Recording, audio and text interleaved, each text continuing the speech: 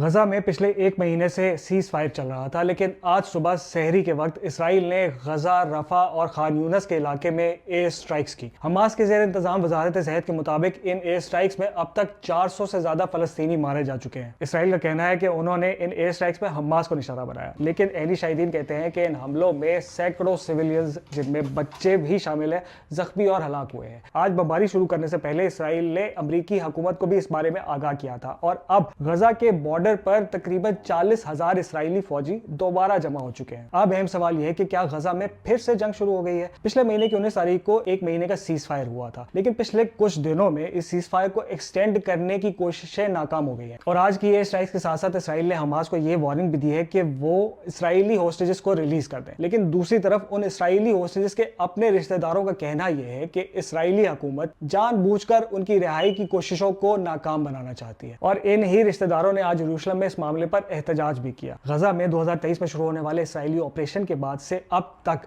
غزہ کی تقریباً 70% عمارتوں کو نقصان پہنچا ہے، ہزاروں لوگ ہلاک اور لاکھوں لوگ بے گھر ہوئے ہیں۔